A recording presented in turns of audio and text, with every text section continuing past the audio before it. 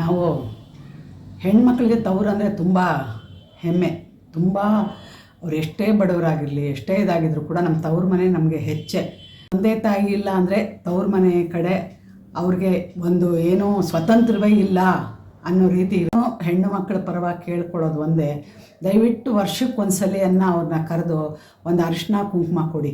ಅದೇನಾಗುತ್ತೆ, ಅವ್ರಿಗೆ ತುಂಬ ಸಂತೋಷ ಆಗುತ್ತೆ. ಗಂಡ ಎಷ್ಟೇ ಕೋಟಿ ಇರ್ಬೋದು, ಕೋಟಿ ಇದ್ದರೂ ಕೂಡ ಅವ್ರಿಗೆ ತಾಯಿ ಮನೆಯಿಂದ ಒಂದು 400-500 ರೂಪಾಯಿ ಸೀರೆ ಕೊಡ್ತು ಅಂದರೆ ಅವ್ರಿಗೆ ಅಷ್ಟೇ ಖುಷಿ. ಒಂದು 200 ರೂಪಾಯಿ ಸೀರೆ ಕೊಡಿ, ಅವ್ರಿಗೆ ಅದೇ ಖುಷಿ ಆಗುತ್ತೆ. ಅಯ್ಯೋ ನಮ್ಮ ಅತ್ತೆ ನಮ್ಮ ಅಮ್ಮನ ಮನೆಯವ್ರು ಕೊಟ್ಟರು, ನಮ್ಮ ಅಮ್ಮನ ಮನೆಯವ್ರು ಕೊಟ್ಟರು ಅಂತ. ಆ ಥರ ನಮ್ಮ ತವ್ರ ಮನೆಯಿಂದ ಬಂದಿರೋ ಉಡುಗೊರೆ ಅಂತ ಈ ವರ್ಷಕ್ಕೊಂದ್ಸಲಿ ಅವ್ರನ್ನ ಕರೆದು ಒಂದು ಹಬ್ಬದ ದಿನ ಕರೆದು ಅರಿಶಿನ ಕುಂಕುಮ ಕೊಟ್ಟು ಅವ್ರಿಗೆ ನಿಮ್ಮ ಕೈಲಾದಂಥ ಒಂದು ಉಡುಗೊರೆ ಕೊಡಿ. ಉಡುಗೊರೆ ಅಂದರೆ ಹೆಣ್ಮಕ್ಳೇನು ಇಷ್ಟಪಡ್ತಾರೆ, ಸೀರೆ ಇಷ್ಟಪಡ್ತಾರೆ. ಎಷ್ಟೇ ಸೀರೆ ಇದ್ದರೂ ಕೂಡ ಅವ್ರಿಗೆ ಬೀರುನಲ್ಲಿ ತುಂಬ ಇದ್ದರೂ ಕೂಡ ಎಲ್ಲ ಹೊಸ ಸೀರೆ ನೋಡಿದಾಗ ಆಸೆ ಪಡ್ತಾರೆ. ಆದ್ದರಿಂದ ನೀವೊಂದು ಅವ್ರಿಗೊಂದು ಅರಿಶಿನ ಕುಂಕುಮ, ಬಳೆ, ಒಂದು ಸೀರೆ ಕೊಟ್ಟರೆ ಅವ್ರ ಆನಂದ ಹೇಳೋಕೆ ಆಗಲ್ಲ. ಅವರು ತುಂಬ ಖುಷಿ ಪಡ್ತಾರೆ. ಅದೇ ನಿಮ್ಮನ್ನು ಕಾಪಾಡೋದು ನೋಡಿ.